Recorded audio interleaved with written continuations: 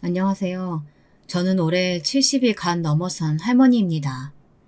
제 나이 또래의 여성분들은 할머니라는 말을 싫어한다고 요즘은 여사님이라는 말이 유행이라고 하죠. 하지만 저는 손자, 손녀들이 너무 좋아서 그 애들한테서 할머니라고 불리는 게 전혀 싫지 않답니다. 여러분들에게 제 가족을 좀 소개해 드릴까 해요.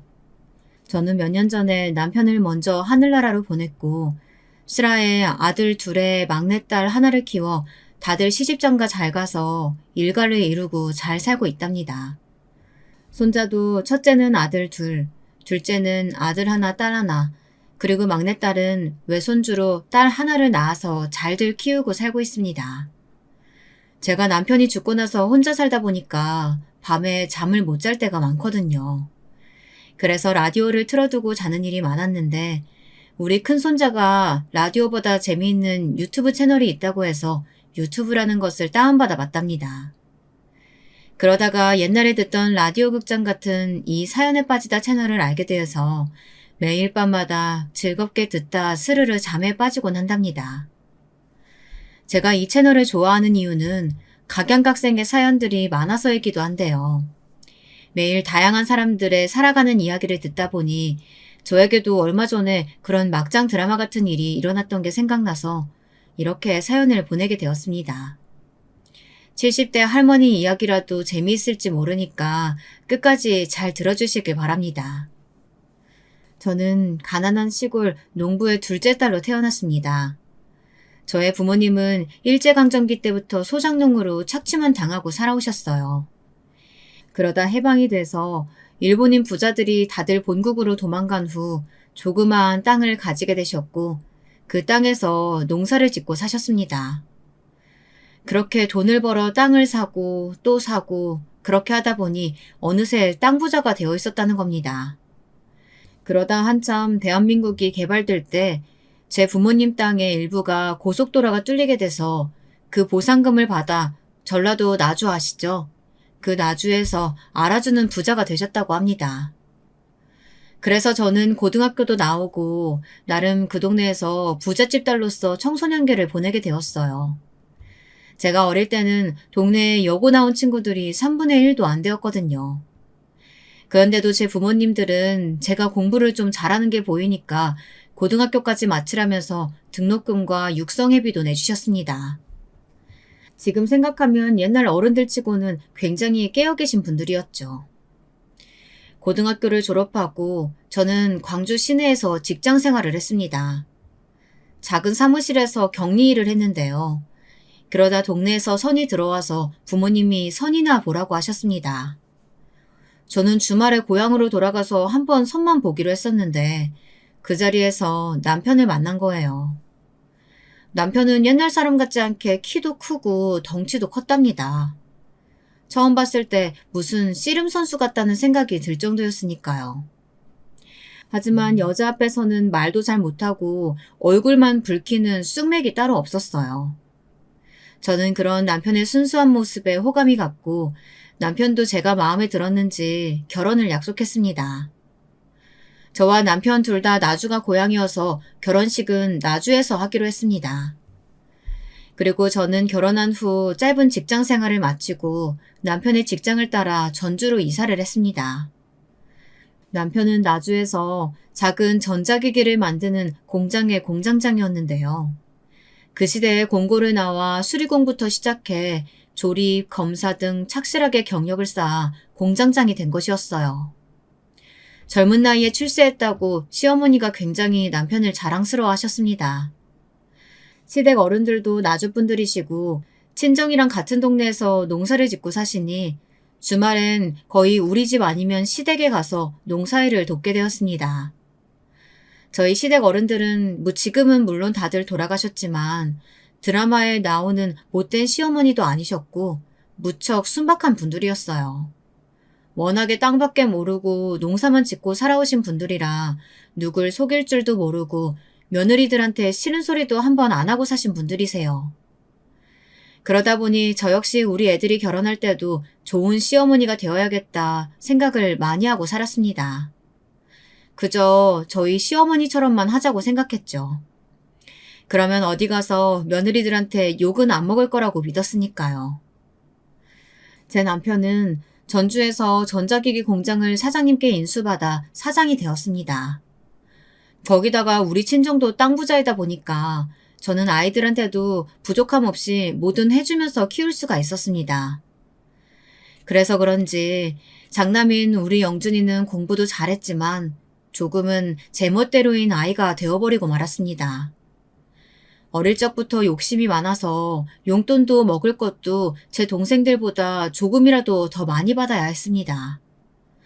처음에는 장손의 장남이라고 저희 시부모님도 손자 영준이를 너무 오냐오냐 해주시곤 했죠.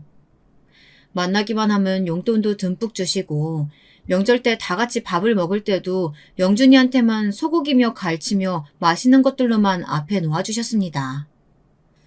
제 둘째 아들과 딸은 시댁에 갈 때마다 그런 할머니의 모습에 불만을 가지기도 했는데요. 참 사람 좋으신 분들이긴 하지만 옛날 분들이라 그런지 장남에 대한 편애만큼은 어쩌실 수 없었던 것 같아요. 엄마, 할머니는 형만 좋아하시나 봐. 형한테만 용돈 10,000원이나 더 주고 나하고 영애한테는 딱 10,000원씩만 주셨단 말이야.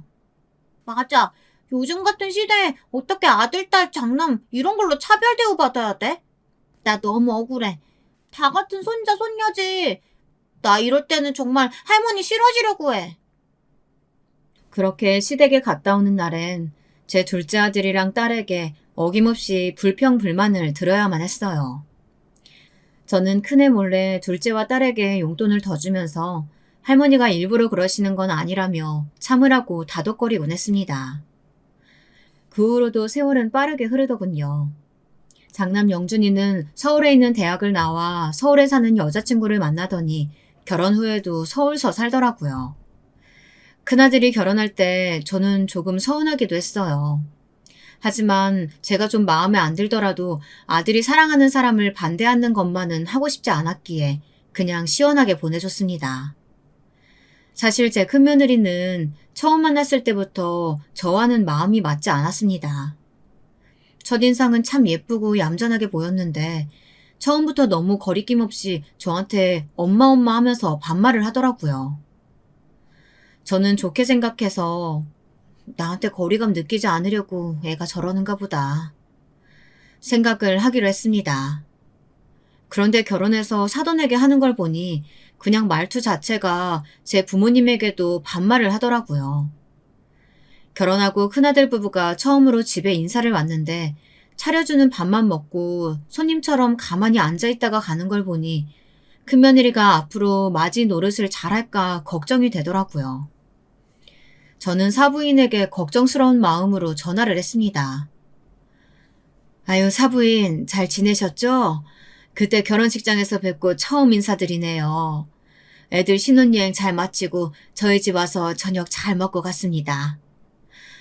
근데 우리 며느리가 맏며느리 노릇을 잘 할 수 있을까요? 저는 좀 걱정이 돼서요. 아이고, 감사합니다. 하루 잘 자고 갔다니 다행이네요. 그리고 우리 딸이 좀 부족한 점이 많아요. 막내딸로 자라나서 애가 천방지축 눈치가 없답니다. 제가 다 죄송하네요. 아직도 저한테 반말하고 친구같이 지내요. 그저 시어머님이 잘 가르쳐 주시고 사랑으로 품어주셨으면 좋겠네요. 내일은 애들 저희 집으로 좀 들르라고 말해뒀으니까 제가 우리 딸 만나면 잘하라고 이르겠습니다. 전화를 끊었는데도 여전히 찜찜한 마음을 떨칠 수가 없었습니다. 사부인 역시 아무것도 아니라는 듯이 넘겼는데 제가 너무 속 좁게 생각하는 걸까요? 저는 윗사람한테는 그에 맞는 대우를 해주고 받아야 한다고 생각했는데요. 제가 요즘 말로 꼰대였다는 걸까요? 그 후 저는 차례차례 둘째 아들과 막내딸을 결혼시켰습니다. 둘째 아들은 저희 집에서 얼마 떨어지지 않은 전주 시내에 살고 있었고 딸은 광주로 시집을 갔습니다. 그래서 마음만 먹으면 둘째나 셋째네 집에는 자주 갈 수 있었고 그렇게 내외하며 살지도 않았는데요. 큰아들 내외 집에 갈 때만큼은 거리감이 느껴지더라고요. 서울서 사니까 거리감이 느껴지는 것뿐이 아니었습니다. 큰며느리는 제가 어쩌다 아들 집에 한번 가보고 싶다고 말하면 그렇게 싫어하더라고요. 그리고 그 거북해하는 느낌은 큰며느리의 말투에서 다 드러나서 딱히 예의를 갖추고 말고 할 것도 없었습니다. 예, 내가 내일 오랜만에 친구들 만나러 서울 올라가는데 혹시 너희 집에서 하룻밤 지냈다 내려가도 되니? 아, 엄마, 저 내일 약속 있어요. 저도 미룰 수 없는 약속이라서 저녁 먹고 늦게 들어갈 텐데. 남편도 야근한다고 했고. 그럼 제가 그냥 현관 비밀번호 알려드릴 테니까 왔다 가시던지 마음대로 하세요. 엄마가 제가 집에 없어도 잘 있다 가실 거면 와도 되고요. 이런 식으로 말끝을 분명히 하지 않고 흐리면서 그 애는 제가 불편하다는 것을 숨기려고 하지도 않더군요. 며느리가 저렇게 말하는데 제가 마음이 불편해서 그 집에 갈 수나 있겠습니까? 저는 점점 큰아들네 집에 왕래도 안 하고 거의 남처럼 지내게 되었습니다. 그렇게 한참 무소식이 희소식이다 생각하면서 지냈습니다. 챙겨야 할 자식들이 셋이다 보니 김장을 할 때마다 거의 100포기가 넘어가는데요. 둘째 며느리랑 둘이서 하려니 너무 힘이 들더라고요. 그래도 둘째 며느리는 착하고 고분고분 자기 할도리는 하는 애였습니다. 시어머니가 불러도 거절 한 번 안 하고 지금까지 같이 김장을 해오고 있으니까요. 그래도 큰며느리네 집에 김장김치를 안 보내줄 수는 없는 노릇이니 김치는 택배로 꼬박꼬박 보내주었습니다. 그렇게 몇 년이 지난 후 저는 어처구니 없는 전화를 받았습니다. 아, 엄마, 저희 집 김치 잘 안 먹어요. 먹을 사람 없어요. 우리 애들도 김치 안 좋아하고 남편도 거의 집에서 밥 한 끼도 안 먹어요. 신혼 때부터 계속 말하고 싶었는데 엄마가 실망하실까봐 계속 참고 있었거든요. 이제 결혼한 지 10년도 됐으니까 저도 좀 할 말은 하고 살아야 속병이 안 날 것 같아서요. 이제 저희 집에 김치 택배 안 보내셔도 돼요. 뭐? 그게 무슨 소리야? 이제껏 이 시할머니랑 시할아버지가 농사 지은 걸로 받은 배추랑 고춧가루로 정성껏 담아서 보냈던 것들인데 필요가 없어? 아니 그렇게 싫었으면 처음부터 안 받는다고 하지 그랬어. 내가 네 동서랑 둘이 얼마나 힘들게 담아다 줬는데. 그러니까요. 너무 정성 들여서 하실 필요는 없다고요. 원하지 않은 친절은 친절 아닌 거 몰라요? 엄마도 연세가 그만큼 되셨으니까 눈치가 좀 있으셔야죠. 하여튼 난 할 말 다 했으니까 끊을게요. 툭 끊긴 전화기를 들고 저는 손을 부들부들 떨었습니다. 처음부터 제 김치가 마음에 안 들었다는 얘기를 어떻게 이렇게 아무렇지 않게 할 수가 있어요. 차라리 며느리 말대로 입맛에 안 맞았다고 하면 빨리 말해주었더라면 그 고생하지 않고 3, 40포기는 빼고 했겠죠. 저는 생각할수록 며느리의 마지막 말이 서운했고 화가 나더라고요. 저는 남편이 들어오기를 기다려서 오늘 있었던 며느리와의 통화 내용을 전부 말했습니다. 그리고 이렇게 덧붙였죠. 여보, 큰며느리랑 나는 정말 안 맞나 봐. 아무리 자기가 막내딸이었대도 그렇지 남의 집에 큰며느리로 왔으면 그에 맞는 행동을 해야지. 아휴, 생각할수록 화가 나네 정말. 당신은 어떻게 생각해요? 내가 나쁜 시어머니야? 잘해줘도 저 난리니 이제부터 뭐 해주고 싶지도 않아. 어떻게 며느리 성격을 하루아침에 고쳐. 당신이 좀 참고 두고 보자고. 그래도 나이 더 먹으면 철 좀 들겠지. 그냥 해달라고 하는 것만 해줘. 괜히 다른 친절 베풀지 말고. 남편은 그래도 자식이라고 며느리 편을 들더라고요. 그 말을 듣고 저는 둔해서 남편과 며칠 동안 말도 안 하고 지냈습니다. 제가 속이 좁은 사람이라 그런 건지 저는 큰아들이 제 아내 편을 들 때도 그렇고 제 남편이 큰며느리에게만은 참아보라고 얘기할 때마다 부글부글 화가 치밀었습니다.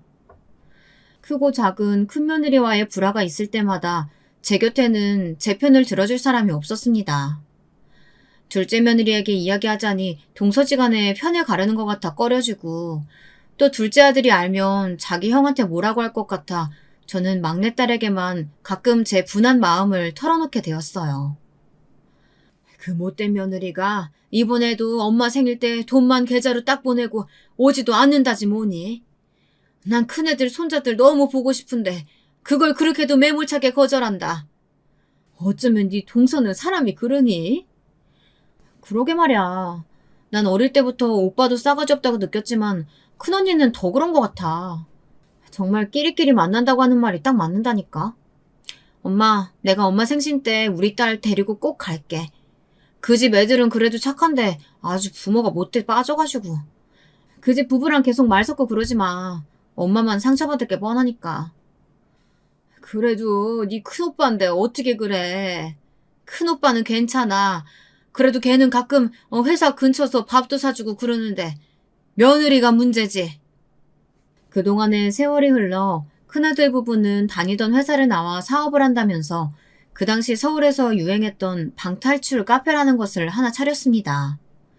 그때는 아직 남편이 살아있을 때였는데 장남이 대책 없이 퇴직을 해 혼자 사업을 한다고 하니 저희 부부는 걱정이 안 될 수가 없잖아요. 그래서 아들을 불러 물었습니다.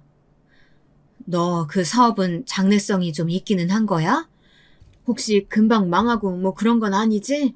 사업체가 편의점도 아니고 처음에 잘 안 된다고 금방 말아먹고 그러면 안 된다. 알겠지?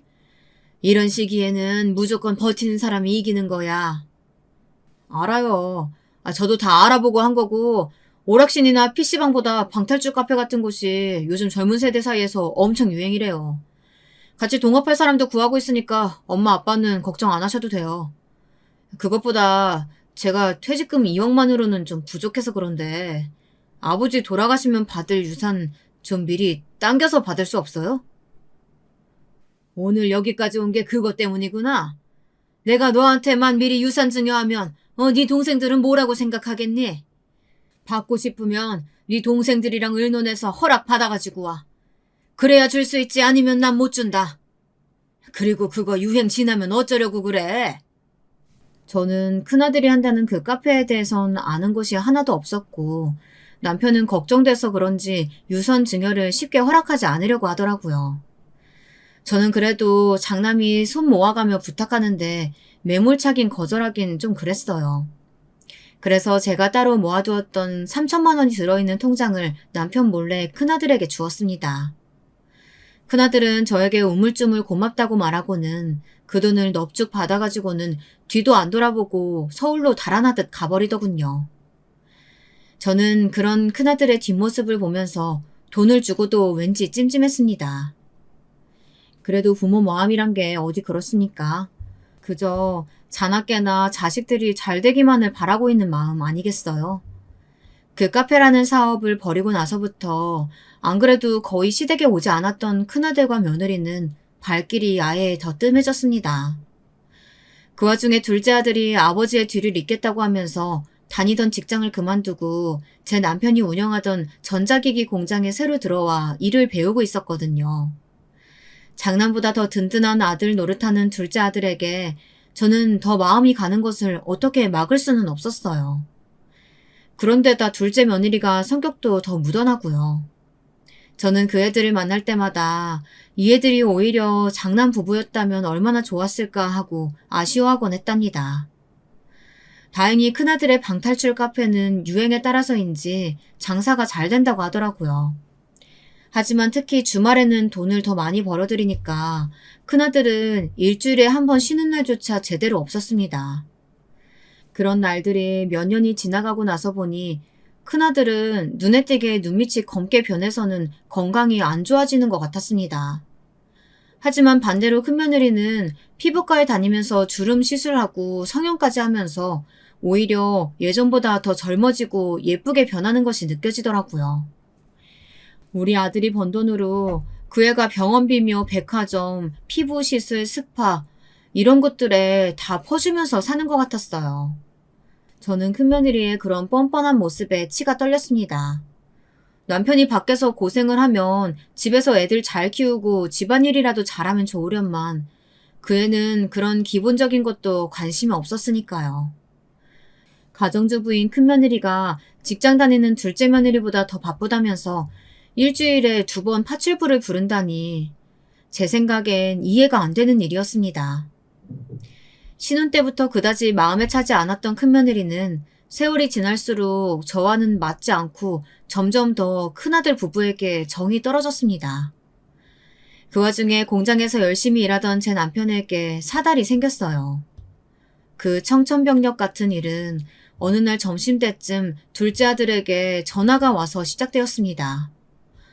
어머니, 저 영민이에요. 큰일 났어요. 아버지 방금 쓰러지셨어요.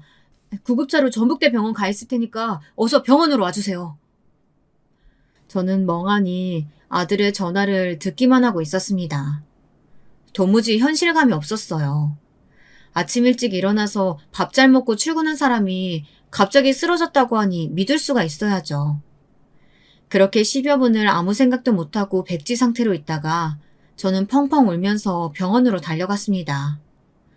응급실에서 제 남편은 링거와 호스 등을 달고 힘없이 누워있더군요.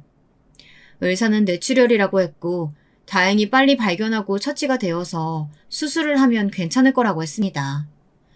둘째네 부부는 수술실 앞에 와서 초조하게 수술이 끝나기만을 기다리고 있었어요.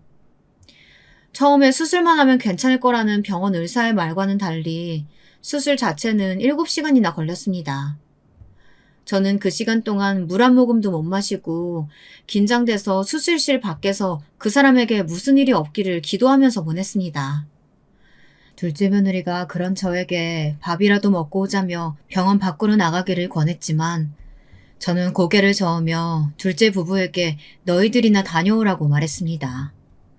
결국 제 고집을 못 꺾고 그 애들만 병원 지하에 가서 식사를 하고 왔어요. 애들이 올라오자 길고 긴 시간 동안 켜져 있던 수술실 앞에 빨간불이 꺼졌습니다. 저는 땀을 닦으면서 나오는 의사를 붙잡고 간청하듯이 물었습니다. 의사 선생님, 우리 남편 괜찮은 거죠? 처음에 응급실에서 그분은 어디 가시고 어쨌든 남편은 괜찮죠? 곧 깨어날 수 있는 거죠? 괜찮다고 확실한 답을 못 드리는 것은 유감으로 생각합니다. 응급실 레지던트가 낙관적으로 본 것 같지만 출혈 부위가 약간 생각 외로 까다로워서 깨어나셔도 마비가 오래가거나 언어적 후유증이 남을 수 있어요. 의사 선생님의 말은 저를 더 깊은 나락으로 떨어뜨리는 듯 했습니다. 그래도 둘째 아들은 못 깨어난다는 말보다는 낫다고 하면서 희망을 가지자고 했어요. 그리고 아들은 남편이 일반 병실로 올라가자 공장을 오래 비웠다면서 자기는 일터로 돌아갔습니다. 조용한 1인실 병실에는 둘째 며느리와 저만 남았습니다. 며느리는 저를 안타까운 눈으로 보더니 주머니에서 김밥 한 줄을 꺼내는 것이었습니다. 어머니, 마음 강하게 하셔야 돼요. 어머니도 이렇게 아무것도 안 드시면 쓰러질 수 있으세요. 그러니까 아버님 병실엔 제가 있을 동안 어디 휴게실이라도 가서 이거 좀 드시고 누워있다 오세요. 먼저 쓰러지시면 안 되세요. 그래, 내가 애미답지 못하게 너한테 걱정을 끼치고 말았구나. 그럼 좀 부탁한다. 긴장이 풀렸더니 나도 힘이 하나도 없네. 고마워. 잘 먹을게. 며느리가 준 김밥을 받아들고 저는 남편이 누워있는 병실을 나왔습니다. 복도를 보니 사람들이 엄청 많았어요. 어딜 가서 이걸 먹나 하는 생각을 하다가 저는 문득 큰아들에게 전화를 해야겠다는 생각이 들었습니다. 아무리 바쁜 애라도 지 아버지가 쓰러졌는데 그래도 한 번은 다녀가야지 하는 생각에서요. 저는 그중 조용한 대합실에 앉아서 큰아들에게 전화를 걸었습니다. 원래 밤에도 바빠서 전화를 잘 안 받던 아이여서 끈질기게 걸고 또 걸었어요. 5번이나 새로 걸고 나서 큰아들은 겨우 전화를 받더군요. 어머니, 무슨 일이세요? 저 지금 바빠서 전화 길게는 못해요. 네 아버지 쓰러지셔서 수술 받았어. 내일은 그 가게 문 닫던지 누구한테 맡기고 좀 내려와 얼굴이라도 비치고 가라. 아버지 뇌출혈이었대. 네? 그러셨구나. 근데 어떡하죠? 내일도 여기 맡길 사람은 없는데. 영민이가 잘 모실 거 아니에요? 저 나중에 아버지 퇴원하시면 집으로 갈게요. 아니면 와이프한테 전화해보세요. 너는 장남이 돼가지고 그게 무슨 소리야. 아버지가 까딱하면 돌아가실 뻔했다고. 너는 너만 잘 살면 그만이니? 부모가 그렇게 우스워?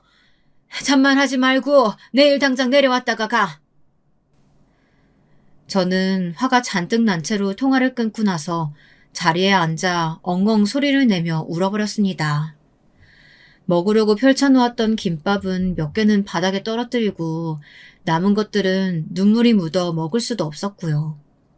저는 어쩔 수 없이 김밥을 휴지통에 버리고 눈물 자국을 씻으러 화장실에 갔다가 아무 일도 없는 척하며 병실로 돌아왔습니다. 남편의 침대 옆에서 얼굴을 묶고 자고 있는 둘째 며느리가 문 열리는 소리를 듣고 부스스 일어났습니다. 어머님, 밥 드셨어요? 근데 큰형님 내외분께는 연락 안 해도 괜찮을까요? 그래도 아버님이 쓰러지셨는데 알려야 하지 않을까요? 네 아주버님은 그 카페인지 뭔지가 바빠서 못 오고 네 형님한테는 통화도 하기 싫어서 그냥 뒀어. 괜찮다. 어차피 서울에서 멀다고 핑계대고 오지도 않을 건데 뭐. 그래도 안 알리시는 것보단 말하는 게 낫잖아요. 어머니 여기서 쉬고 계세요. 제가 통화 좀 하고 올게요. 저렇게 말하는 둘째 며느리가 오히려 손이 똥서 같다는 생각에 저는 피식 웃었습니다. 아무리 봐도 부부끼리 닮는다고 둘째가 순박하고 착하니까 제 아내도 그런 애를 데려왔겠죠. 살면 살수록 첫째랑 둘째는 바뀌어야 하는 게 맞는 것 같았습니다. 아들도 며느리도 말이에요. 둘째는 어두운 얼굴로 돌아와서 제게 이렇게 말하는 것이었어요. 형님이 내일 무슨 병원인가 예약이 있다고 못 오고 대신 돈은 수술비에 보태라고 100만 원 정도 보냈다고 하더라고요. 이따 한번 확인해 보세요. 그런데 정말 아주버님도 너무하시긴 하네요. 형님 병원은 솔직히 뭐 피부과나 무슨 성형수술일 텐데 그런 건 나중으로 미뤄도 되는 거 아닌가 싶네요. 참 사람들이. 아무리 생각해도 저 역시 둘째의 말이 이치에 맞고 분별 있는 것 같았습니다. 부모를 그렇게 무시하고 부모답게 생각하지도 않는 그것들한테 정말 서운한 마음과 복수하고픈 마음이 반반이었습니다. 이번 일로 저는 남편이 일어나면 큰아들네한테는 한 푼도 유산을 물려주지 말자고 말을 하고 싶어졌어요. 혹시 남편이 오랫동안 깨어나지 못하거나 일어나더라도 정상적인 사고를 하지 못할 가능성도 있는 문제이기에 저는 정신을 바짝 차리고 남편의 재산이 어느 정도인지 한번 세물해보기로 했습니다. 일단 전주의 집과 공장이 그 사람 소유고 통장에는 10억 정도가 있었습니다. 현금이나 주식 같은 팔면 돈이 될 만한 것들을 합쳐서 산출해보니 남편의 총 재산은 16억 정도였습니다. 저는 남편이 가지고 있는 서재 내 금고 안에서 유언장을 꺼냈어요. 그것을 가지고 변호사를 찾아가 남편의 현재 상태를 말하고 현 시간부터 유언장 내용을 변경하고 공증하고 싶다고 말했습니다. 변호사는 본인이 아니면 좀 곤란하다고 말했지만 저는 변호사에게 강하게 제 의견을 말해주었어요. 큰아들 내외가 남편이 정신이 올바르지 않은 틈을 타서 전 재산을 빼앗갈 수도 있다고 말하면서 그렇게 되면 나는 길거리에 나앉으니 빨리 바꿔달라고 했습니다. 변호사는 여러 시간의 상담을 거친 후 드디어 제 소원을 들어주었습니다. 그렇게 유언장의 내용을 바꾸고 나서 저는 큰아들 내외에게 전화를 걸었어요. 다음 날은 일요일이라 큰며느리는 전화를 받더라고요. 병원 시술을 하고 왔다면서 말을 오래 못한다고 미리 연막을 치는 큰며느리에게 저는 바로 본론을 이야기했습니다. 네 시아버지 상태가 좋지 않아서 내가 혹시 아버지 돌아가시고 나면 혼자 지내야 될 것 같구나. 그런데 영준이가 장남이잖니. 나는 혼자가 되면 도저히 전주에서 못 살 것 같아. 만약 아버지 돌아가시면 너희들이 서울집으로 나를 모셔주겠다는 계약서 쓰고 내 재산을 전부 물려줄게. 그러면 영준이가 하는 사업에도 훨씬 도움될 테고 이미 너희 애들도 고등학생이고 손도 안 가니까 며느리 너는 가만히 앉아서 큰돈 버는 거나 마찬가지 아니야? 내일까지 너희 둘이 의논해서 답을 줘라. 그럼 다음 주에 올라가마. 어머, 아버님 건강이 생각보다 심각하신가 봐요. 알겠어요. 애아빠 들어오면 의논해서 내일 다시 연락드릴게요. 걱정하는 척하는 큰며느리의 목소리에는 감출 수 없는 탐욕스러운 마음이 담겨 있는 것 같았습니다. 저는 장남 집에 갔다가는 얼마 되지 않아 알거지로 쫓겨나겠다는 느낌이 강하게 들었습니다. 저는 변호사에게 미리 받아온 가짜 계약서를 꼼꼼하게 읽어보았습니다. 그 내용은 대략 제가 서울의 큰아들네 집에서 죽을 때까지 지내는 동안 며느리가 정성을 다해 나를 모시고 나면 그 애들에게 재산의 3분의 2가 간다는 내용이었습니다. 나머지 부분은 둘째와 셋째에게 똑같이 나누어 주기로 했죠. 공장만 둘째가 물려받고요. 저는 그 애들이 얼마나 있다가 본색을 드러낼까 생각하니 등골이 오싹하면서도 얼른 애들의 속마음을 알고 싶다는 생각도 동시에 들었습니다. 제발 그 애들이 제가 생각하는 것만큼 막장 패륜하는 아니기를 빌고 또 빌었습니다. 병원에 돌아가니 아직도 둘째 며느리는 성실하게 자리를 지키고 있더라고요. 저는 며느리를 집으로 돌려보낸 다음 집에서 미리 가져온 담요를 덮고 남편의 곁 간이 침대에서 잠을 청했습니다. 남편의 느린 숨소리는 하루 종일 긴장의 연속이었던 저에게 자장가처럼 들렸어요. 저는 오랜만에 라디오를 틀지 않아도 꿀잠을 잘 수 있었습니다. 다음날 저는 둘째 며느리에게 오늘은 쉬라고 말한 뒤 딸을 불렀습니다. 딸은 걱정스러운 얼굴로 남편의 병실에 와서 링거를 주렁주렁 단 남편의 얼굴을 보자 눈물부터 흘렸습니다. 저는 딸에게 남편을 잘 부탁한다 말한 후 병원 밖에서 큰며느리에게 전화를 걸었습니다. 어때? 어제 말한 건 애비랑 의논해 봤니? 내가 오늘 변호사 만나서 너희 아버지 유언장이랑 효도 계약서 가지고 출발하려고 하거든. 그러니까 서울 터미널로 나 좀 데리고 나와줘라. 네, 영준 씨가 그런 일이라면 어머니 얼마든지 모시자고 이야기하더라고요. 몇 시쯤 버스로 도착하실 것 같으세요? 제가 차 가지고 갈게요. 지금 출발하면 내가 오후 3시쯤 도착할 것 같으니까 시간 맞춰서 나와 있으면 내가 전화하마. 알겠지? 네, 알겠어요. 조심히 오셔요, 엄마.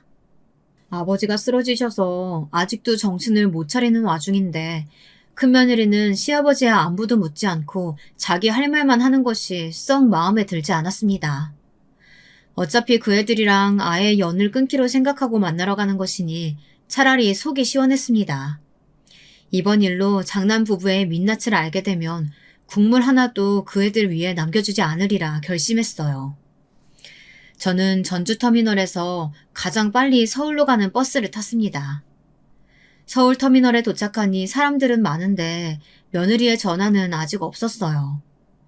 저는 가슴이 두근거리면서 며느리가 꼭 저를 데리러 오기를 바랬지만 제가 아무리 전화를 하고 문자를 보내도 며느리에게서는 답이 없었습니다.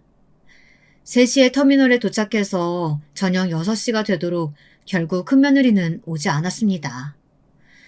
이런 결과를 머릿속으로는 예상하고 있었지만 막상 당하고 보니 슬프고 화가 나서 견딜 수가 없었어요. 처음부터 내 말을 믿지 않은 것은 물론이고 며느리도 꼭 나올 것처럼 속이고 서울 지리도 잘 모르는 나를 엿먹이려고 이 시간까지 아무런 답도 없는 게 틀림없었습니다. 저는 결국 다시 전주로 가는 표를 사 버스에 몸을 실었어요. 저도 모르는 사이에 눈에서 눈물이 흘러내렸습니다. 제 옆에 탄 10대로 보이는 학생이 저에게 괜찮으시냐고 조심스럽게 묻더라고요. 저는 그 애가 걱정할까 얼른 눈물을 닦고 자는 척을 했습니다. 다시 집으로 돌아오니 맥이 탁 풀려서 저는 힘없이 소파에 누웠습니다. 그래도 결말이 폐륜은 아닐 거라고 믿었던 장남과 큰며느리에 대한 배신감에 온몸이 욱신거리고 아파왔죠. 밤이 되어서도 큰며느리에게는 연락 한 통도 없었습니다. 저는 도저히 그 애한테 먼저 연락을 하고 싶지가 않았어요. 그래서 며칠간 한마디도 안 하고 끙끙 앓고 있었습니다. 그래도 병원에 있는 남편을 돌보기는 해야 하니 둘째 며느리와 딸과 번갈아서 남편의 병상을 지켰습니다. 남편의 수술 후 일주일이 지났지만 남편은 아직 의식이 없었어요. 바이탈도 안정되고 숨도 잘 쉬고 있었지만 의식만은 깨어나지 않고 있었습니다. 뇌사 상태도 아닌데 이상한 일이라며 의사 선생님들은 이런 상태가 계속되면 진짜 뇌사로 갈 수 있다고 청천벽력 같은 소리를 하는 것이었어요. 둘째에게 의사의 말을 전했더니 걱정이 되었는지 좀 더 큰 서울의 병원으로 옮겨보자는 의견을 내놓았습니다. 공장은 며칠간 다른 사람에게 맡기고 서울의 큰 병원을 알아보고 아버지를 옮겨 더 좋은 치료를 받게 하자고요. 그러면서 둘째가 직접 형에게 전화를 해보겠다고 하더라고요. 저는 며칠 전 큰며느리와의 사건을 둘째 아들에게 조심스럽게 말했습니다. 뭐라고? 그런 일이 있었어요? 형 진짜 막장이네. 아버지 전북대 병원 입원하신 동안 한 번도 안 오더니 정말 엄마한테도 그런 짓을 했다고? 형수님도 정말 너무한다. 내가 엄마 도와서 같이 복수해줄게. 됐다. 복수는 무슨. 이제 걔들이랑 인연 끊으려고. 도저히 내 속으로 낳은 자식 같지도 않아. 무슨 소리야. 그런 인간일수록 한 방 먹여서 정신을 차리게 해줘야지. 내가 엄마랑 같이 형네 집으로 갈 테니까 내일 아침에 제일 좋은 옷 꺼내 입고 집에서 기다리세요. 그리고 그 다음날 둘째 아들이 검은 양복을 쫙 빼입고 어디서 났는지 5억짜리 외제차를 끌고 집으로 왔더라고요. 저는 세상 태어나서 그런 차는 처음 보는지라 눈이 휘둥그레졌습니다. 아니 너 이런 번쩍거리는 외제차가 어디서 났어? 설마 너 이거 산 거 아니지? 아 설마 엄마. 내가 하루아침에 이런 차를 어떻게 사요. 고등학교 동창놈이 가지고 있는 건데 내가 어젯밤에 전화로 사정사정해서 빌린 거야. 형 기 죽여놓으려면 이런 것 좀 필요할 것 같아서요. 아 엄마. 엄마는 옷이 이런 거밖에 없어? 완전 시골 아줌마스럽잖아. 안 되겠다. 백화점 가자. 형네 집에 가기 전에 엄마 옷부터 사야겠다.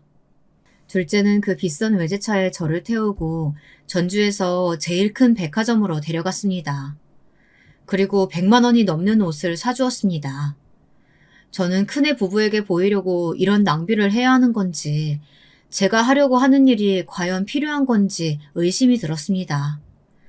제가 옷값이 걱정되어 둘째한테 그만하자며 거절을 했지만 둘째는 아무 말 말고 이런 때에 옷 얻어 입으라고 하면서 이 정도 옷은 사줄 능력 된다고 자기만 믿으라고 하더라고요.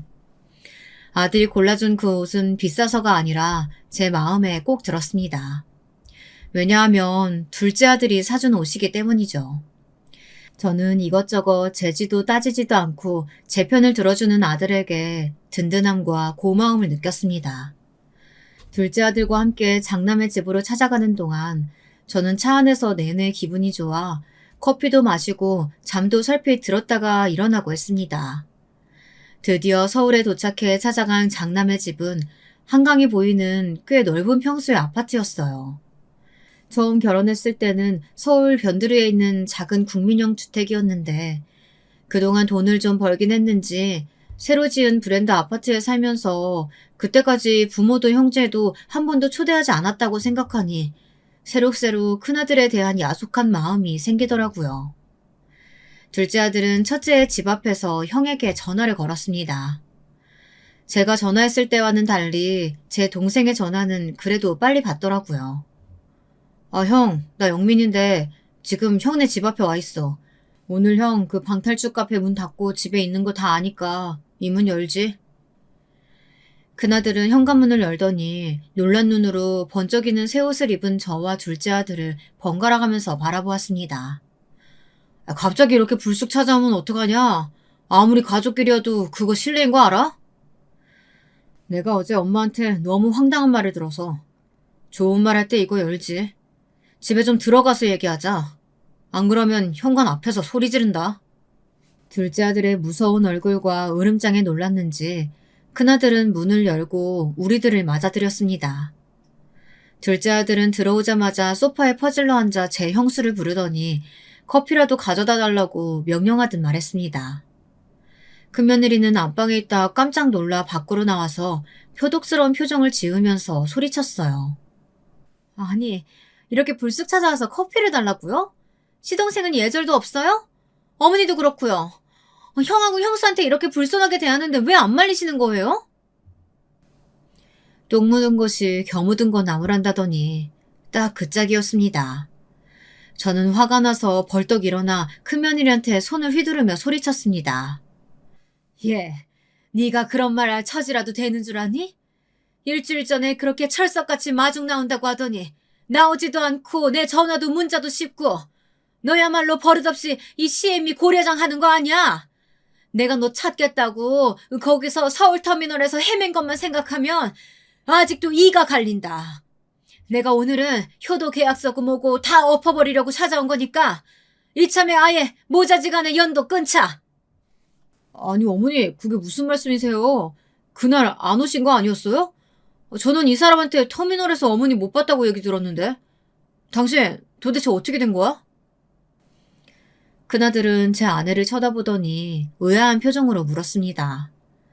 그러자 큰며느리는 갑자기 안절부절 못하면서 손을 달달 떠는 게 아니겠습니까? 아니 그게 아니고 사실은 그날 제가 다른 큰일이 생겨서 터미널에 못 갔어요. 어머니 죄송해요. 그 후에 전화하려고 했는데 도저히 죄송해서 전화를 못했어요. 그 말 같지도 않은 소리 하지 마라. 그 후에 일주일이나 전화할 시간이 있었는데 한 통도 연락 안 한 건 너잖아. 내가 먼저 어떻게 전화를 하니? 내 며칠 동안 얼마나 자존심 상해서 끙끙 앓았는지 알아? 너희들 같은 나쁜 새끼들은 앞으로 살면서 보고 싶지도 않고 더 볼 일도 없다. 그러니 아버지 돌아가셔도 너희들 유산 한 푼도 받을 생각하지 마. 엄마가 하고 싶은 말은 이것뿐이야. 저는 마루에 있는 탁자에 가짜 서류를 던지듯 내려놓았습니다. 큰아들은 그 서류의 내용을 인상을 찌푸리며 읽어보더니 갑자기 제 발목을 잡으면서 매달렸습니다. 엄마, 나 좀 살려줘요. 안 그래도 지금 좀 사업자금 필요해서 집담보로 대출 받으려고 했어요. 내가 아버지 서울에 있는 큰 병원 모시고 엄마도 우리 집으로 모실 테니까 이 유언장이랑 효도 계약서 사인하게 해주시면 안 될까요? 제가 그날은 잘못했어요. 네? 어머니, 이제라도 저희 집으로 오세요. 제가 잘 모셔드릴게요. 아버지 유산 중에 10억만 미리 증여해 주시면 제가 어머니 돌아가실 때까지 계속 잘 모실게요. 아들이 제 발목을 붙잡고 매달리자 큰며느리도 덩달아 무릎을 꿇고 두 손을 모아 싹싹 빌며 저자세로 나오는 것이었어요. 하지만 저는 이미 큰아들 부부를 믿을 수가 없었습니다. 저는 입술을 악물고 아이들에게 고개를 저었습니다. 둘째 아들 역시 큰아들에게 냉정하게 말했어요. 어머니가 일주일이나 형수님한테 푸대접 받은 걸로 끙끙 앓으셨어. 내가 엄마가 그냥 가만히 형이랑 연 끊겠다는 거 도저히 참을 수가 없어서 모시고 올라온 거야. 이제부터 내가 아버지 병원도 서울로 옮기고 어머니도 내가 모실 거야. 그러니까 형은 사는 동안 엄마한테 연락하지 말고 돌아가셨을 때나 오던가 해. 아니 네가 뭐라고 형한테 가르치려는 말투로 굿단 소리래. 나 네 형이야. 니네 집이 어머니 집하고 가까우니까 네가 전주에서 부모님 모시는 거야 당연하지. 꼭 장남만 부모 모시라는 법 있냐? 그래 형, 말 잘했네. 첫째만 부모님 모시라는 법도 없지. 그러니까 장남이라고 유산 다 받으라는 법도 없는 거야. 유산 받고 싶었으면 애초에 처음부터 잘했어야 되는 거 아니야? 형 네가 처음부터 싸가지 없게 나왔으니까 엄마도 속이 상해서 이러시는 거잖아. 부모가 얼마나 열이 받았으면 먼저 연을 끊자고 나오겠냐? 나중에 큰 조카가 형네 부부 못 모시겠다고 하면 기분이 어떨지 형 너도 한번 생각을 해봐라. 둘째 아들의 그 말을 끝으로 저는 큰애 부부 눈앞에서 가짜 효도계약서를 찢었습니다. 이제는 더 이상 기회는 없을 거라는 제 나름대로의 의사표현이었습니다. 제 성격을 잘 아는 큰아들은 망연자실해서 마룻바닥에 주저앉았습니다. 하지만 큰며느리는 제 허리를 잡고 아직도 포기할 기색 없이 계속 변명을 중얼거리고 있었죠. 엄마, 저 한 번만 용서해주세요. 사실 저희들 다른 사업하려고 생각하고 있었거든요. 그 돈 꼭 필요한 상황이란 말이에요. 네? 제가 아무리 잘못했어도 지금부터 잘하면 되잖아요. 그 기회라도 주셔야죠. 엄마 너무 냉정하신 거 아니에요? 됐다. 이제 버스 떠났어. 그럴 생각이 있었으면 그날 버스 터미널에 나왔어야 했어. 네가 급했던 그 일이 뭐였는지 모르겠지만 부모와의 약속 어기고 잠적할 만큼 중요한 일이었는지 네가 스스로 생각해봐라. 저는 제 몸에 달라붙은 며느리를 거칠게 떼어냈습니다. 그리고 둘째 아들의 손을 끌고 눈물을 흘리며 밖으로 나왔습니다. 저도 부모인지라 사업 자금에 쪼들리는 그 애들이 가엾기는 했어요. 그리고 저 자신이 초라하게 느껴지는 것이었습니다. 애초에 제가 큰며느리와 큰아들의 결혼을 나서서 강하게 반대했다면 이런 일이 없을 것 같았습니다. 모든 게 제 잘못이었을까요? 여러분들의 의견은 어떠신가요? 그렇게 장남부부의 집을 나온 저는 뒤도 안 돌아보고 집으로 돌아왔습니다. 다행히 남편은 서울의 세브란스 병원으로 옮겨진 후 이틀 만에 의식을 되찾았어요. 그동안 저는 둘째 부부와 호텔방을 하나 잡아 번갈아 투숙하면서 남편의 병간호를 했습니다. 남편은 의식을 찾고 난 후 일주일 만에 어눌하게나마 말을 하게 되었고, 오른손과 다리에 마비는 왔지만 재활훈련을 하면서 퇴원해도 된다는 진단을 받아 전주에 내려갈 수 있게 되었습니다. 남편이 서울 세브란스에 입원해 있는 동안 큰며느리는 제가 오지 말래도 매일 와서 아버님을 돌보겠다. 그러니 유언장 내용을 좀 고쳐달라 이렇게 간청을 했어요. 하지만 저는 얼른 썩 꺼지라고 화를 내면서 며느리를 쫓아냈습니다. 그 모습을 보더니 퇴원을 하고 집으로 돌아간 날 남편이 제게 물었습니다. 아니, 어떻게 큰애 부부한테 그렇게 매몰차게 알 수가 있어? 당신 무슨 일 있었나? 내가 아픈 동안에 애들이랑 다퉜어? 말도 마요. 난 그 애들 이제 자식 취급도 안 하니까. 당신이 전북대병원에서 못 깨어날 때 걔네들 하루도 면회조차 안 왔어. 그러다가 내가 당신 재산 얼마라고 공개하니까 그때서야 모신다는 둥 집으로 오시라는 둥 이러면서 안면이 싹 바뀌잖아. 돈 때문에 부모 모시려는 그런 것들은 이제 내 아들도 며느리도 아니야.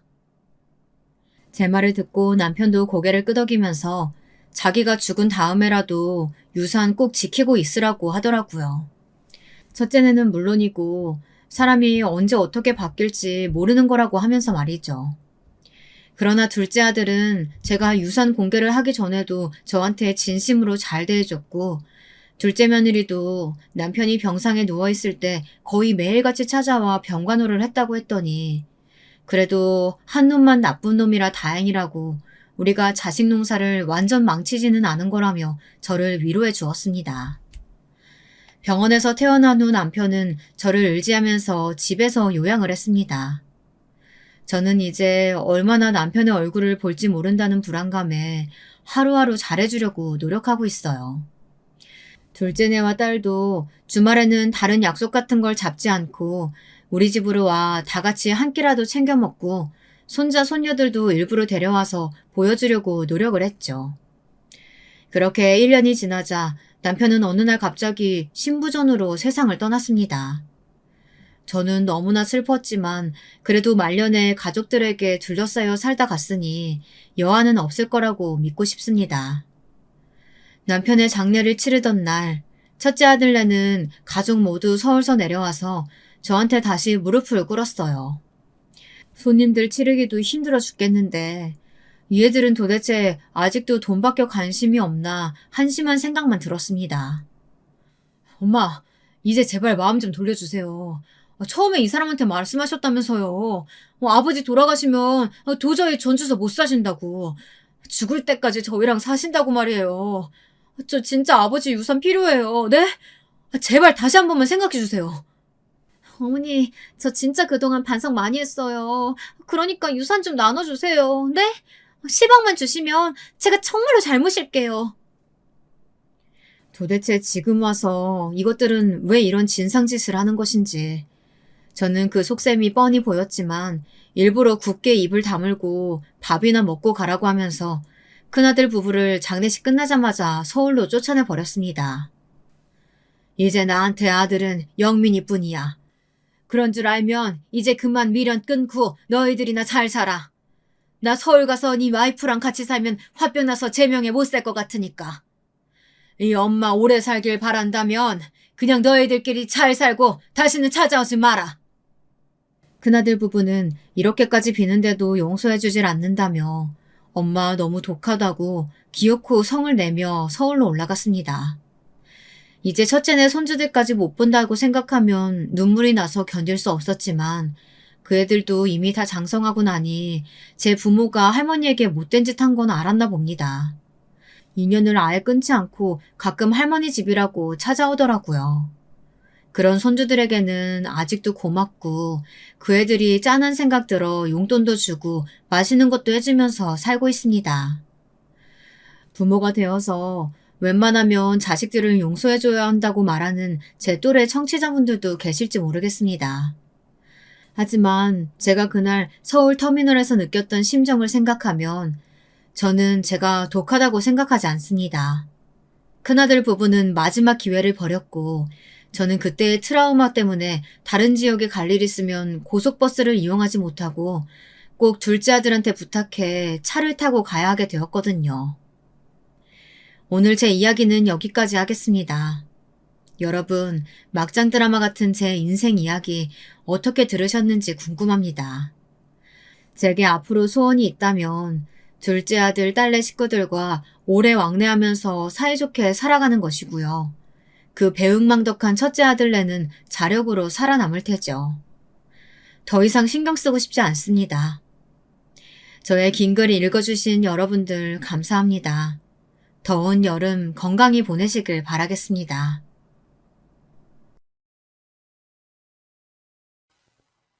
안녕하세요. 저는 막 70대에 접어든 대한민국의 남자입니다. 오늘 사연을 쓰게 된 것은 여러분들의 이야기를 듣다 보니 저도 제 딸아이에게 일어났던 지옥 같던 일과 그 속풀이를 하게 된 에피소드를 말씀드리고 싶어서입니다. 저는 보수적인 산골마을에서 태어났습니다. 저희 부모님은 농사를 지으셨어요. 제가 살던 집 뒷뜰에는 감나무가 있었고 아버지는 소를 한 마리 데리고 벼농사를 지어 생계를 꾸리셨죠. 젊은 시절에 면사무소에서 근무를 하시다가 그만두시고 가업이었던 농사를 이으셨다고 하는데 저는 6남매 중 둘째로 위로 누나가 있었기에 장남으로 집안의 기대를 받으며 자랐습니다.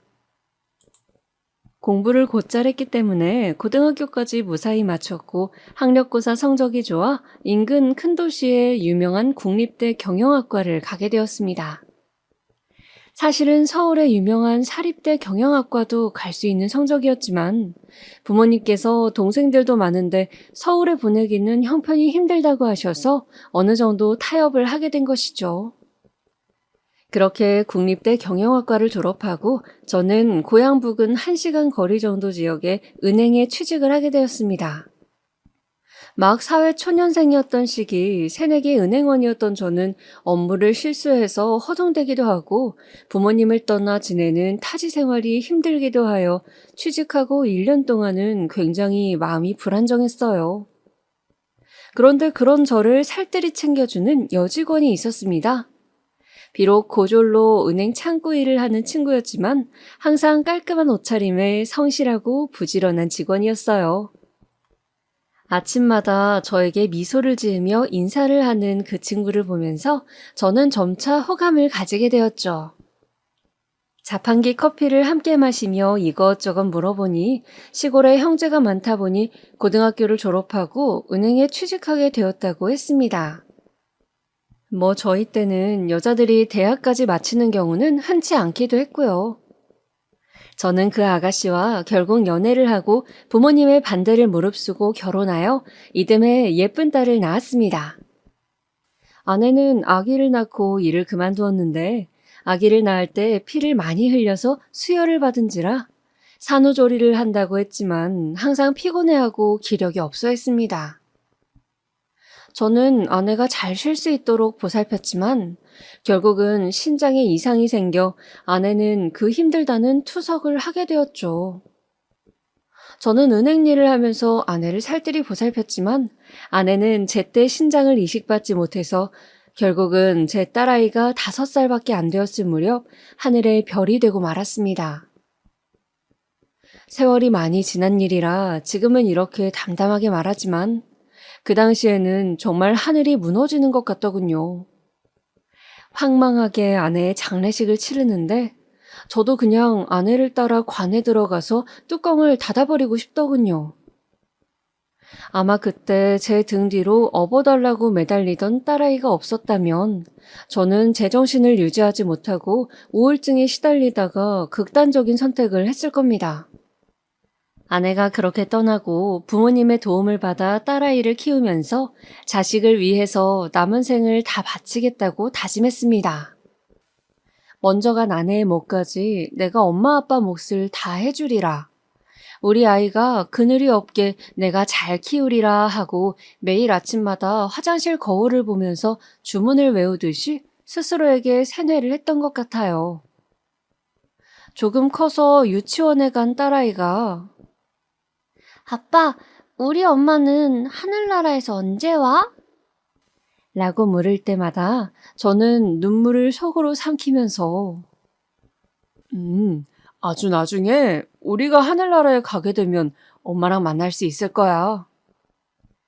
라고 말하면서 딸아이를 꼭 안아주었습니다. 그럴 때면 딸은 숨 막힌다면서 저를 타박하곤 했죠. 저는 하나밖에 없는 딸이기에 옛말 그대로 불면 날아갈까 쥐면 꺼질까 딸의 일이라면 만사 제쳐놓고 달려가는 딸바보 아빠로 살았습니다. 다행히 딸은 엄마의 부재에도 밝고 건강하게 쑥쑥 잘 커졌어요. 열심히 딸을 키우면서도 저도 은행에서 점점 직급이 올라갔습니다. 딸이 고등학생일 무렵 저는 부지점장을 달게 되었죠. 딸은 어릴 때부터 책을 많이 읽어서인지 엄마들이 신경 써서 학원도 보내고 과외도 보내는 다른 아이들 못지않게 공부를 잘했습니다. 가끔 엄마와 팔짱을 끼고 옷을 사러 가거나 목욕탕 가는 친구들을 부러워하긴 했지만요. 그럴 때면 딸은 자신은 결혼하면 꼭 딸을 낳아서 엄마랑 같이 데이트 못한 한을 풀겠다면서 저에게 웃으며 말하곤 했죠. 딸이 대학 입시를 치를 무렵에는 수시가 점점 활성화되던 시기였어요. 딸은 내신 성적이 좋았는데 마침 학교의 수시 전략을 잘 짜기로 유명한 선생님이 계셔서 본인의 성적보다 더 좋은 대학에 붙게 되었습니다. 무려 서울대 약대를요. 저는 딸이 서울대를 붙었다는 사실이 믿기지 않았습니다. 항상 전교 1등만 하던 것은 아니었고 그냥 전교에서 상위권이었는데 생활기록부며 농어촌 전용 적용지역에 집이 있었던 것 등 몇 가지 유리하게 반영된 점이 있어 가능했다고 담임선생님께서도 자랑스러워 하셨어요. 저는 딸이 우리나라에서 가장 이름난 대학에 가게 되어서 너무너무 기쁘면서도 일 때문에 제가 서울에 갈 수는 없어 혼자 보내는 것이 마음 아팠습니다. 걱정하는 저에게 딸은 씩씩하게 말하더군요. 아빠, 내가 열심히 해서 꼭 약사 돼서 아빠 호강시켜 줄게요. 엄마 없이 나 키우느라 정말 고생 많았어요. 사랑해요. 저는 딸이 너무 고맙고 또 예뻤어요. 마음 같아서는 그냥 집 근처 좋은 대학을 가면 안 되냐 말리고 싶었지만 또 우리나라 최고 대학을 나온다면 딸아이의 인생은 나와는 좀 더 다르겠지 하는 생각도 들었답니다. 그래서 결국 저는 서울로 딸을 보내고 말았죠. 처음 며칠은 딸을 떠나보내고 너무너무 외로웠지만 시간이 지나니 오히려 제 시간도 많아지고 홀가분하기도 했어요. 가끔 전화를 하면 딸은 딸대로 서울이라는 큰 도시의 문물을 즐기면서 새로운 세상에서 많은 것을 보고 배우고 있다고 잔뜩 신나는 목소리였습니다. 그리고 방학만 되면 신나서 제 선물을 이것저것 사들고 내려오곤 했죠. 그렇게 딸이 서울대에 입학하고 2년을 마친 때였어요. 어느 날 딸에게 전화가 왔습니다. 여보세요? 딸내미 잘 있어? 별일 없지? 불길하게도 수학이 너머의 딸은 대답이 없었습니다. 그러고 보니 요즘 좀 전화가 뜸했던 것 같다는 생각이 머리를 스치고 지나더군요. 여보세요? 지연아, 듣고 있어? 한참 만에 들려온 딸의 목소리는 잔뜩 가라앉아 있었고 갈라져 있었습니다. 아빠 보고 싶어. 저기 서울로 지금 좀 오실 수 있어요? 아빠가 너무 보고 싶은데 내가 갈 수가 없어요. 저는 뭔지 모를 불길한 예감들을 떨치며 그 길로 차를 몰고 4시간이나 되는 거리를 달려 딸의 자취방으로 갔습니다. 가는 동안 여러 가지 잡생각과 걱정이 몰아쳤지만 지금은 그저 어쨌든 큰일이 있었다면 멀쩡히 전화를 하지 못했을 거라고, 최소한 어디를 크게 다친 것은 아닐 거라며 위로를 했어요. 사실 딸은 이상하게 이번 겨울방학에는 집에 오지 않고 3학년 준비를 하겠다고 했습니다. 취업 준비도 미리 하려면 토익 학원도 다녀야 하고 이것저것 할 일이 많다고 하더라고요. 저는 그 말을 믿고 내심 섭섭했지만, 그래, 취직 준비를 요즘은 3학년부터 한다더라. 바쁜데 어쩌겠니? 그냥 다음에 아빠가 한번 서울 갈 일 있으면 들르마. 하고 얘기했었어요. 그리고 저도 지점일이 바빠서 올라가지 못하고 유야무야 했었죠. 띵동, 띵동. 간신히 딸이 살고 있는 원룸 건물로 들어서 딸의 집 초인종을 눌렀습니다. 딸은 학교 앞 신축 풀옵션 원룸에 살고 있었어요. 8평 정도 되는 집이었죠. 끼익! 무거운 소리를 내며 현관문이 열렸습니다. 그리고 열린 문틈 사이로 저에게 제일 처음 보인 것은 딸의 동그랗게 부풀어 오른 배였어요. 지연아, 딸, 너 몸이 왜 이러니? 어? 딸은 하루 종일 울어서 퉁퉁 부은 것이 분명한 얼굴로 저에게 애써 미소를 짓더군요. 아빠 잘 지냈어요? 내가 내려갔어야 하는데 미안해요. 들어오세요. 오래간만에 방문한 딸의 자취방에는 현관에 남자 신발이 한두 켤레 나뒹굴고 있었고 옷장에도 남자 점퍼 같은 옷이 걸려있고 어딘지 제 딸의 집 같지 않은 남자 물건들이 보였습니다. 저는 순간 머릿속이 하얗게 되더군요. 너무 말도 안 되는 상황을 접하니 생각 회로가 끊겨버린 듯 했어요. 한참을 넋나간 사람같이 앉아있던 저는 딸이 뒤뚱거리며 힘겹게 가져다준 물 한 잔을 다 비우고 딸에게 다그쳐 물었습니다.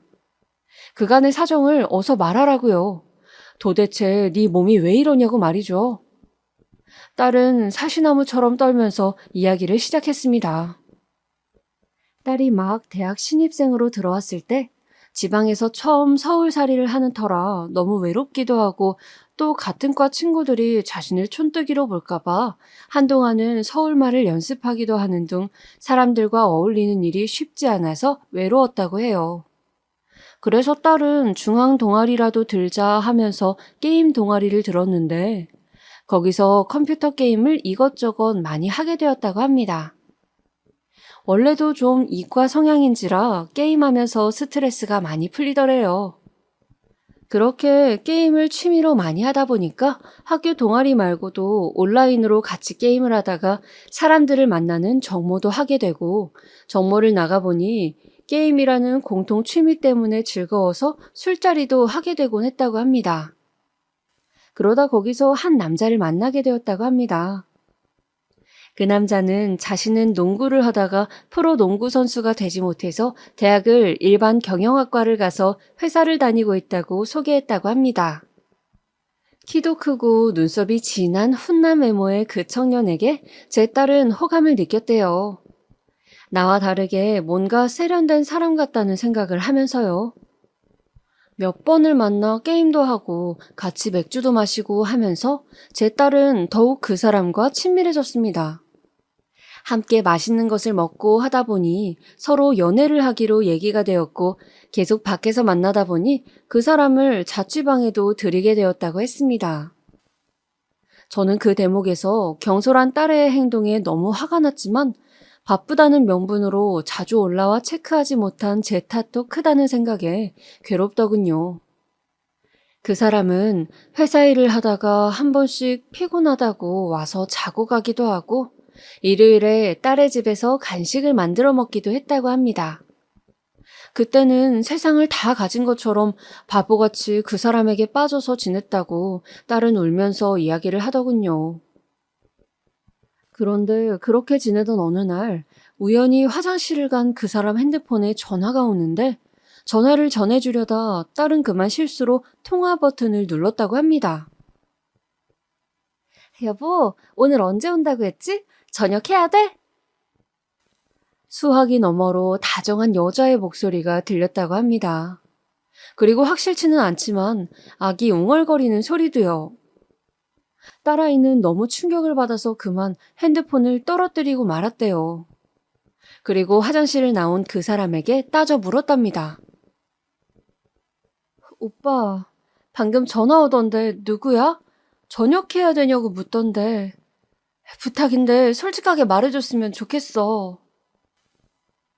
남자는 자신을 뚫어져라 노려보며 추궁하는 제 딸의 눈을 보면서 자신이 사실은 유부남이라고 고백했다 하더군요. 갓 돌이 된 아기가 있다고. 삶이 너무 지쳐서 게임 정모라도 나가면 활력이 생길 것 같아서 나갔는데 너에게 반해버렸다고. 그래서 유부남이라고 하면 상대를 안 해줄까봐 이런 일을 저질렀다고요.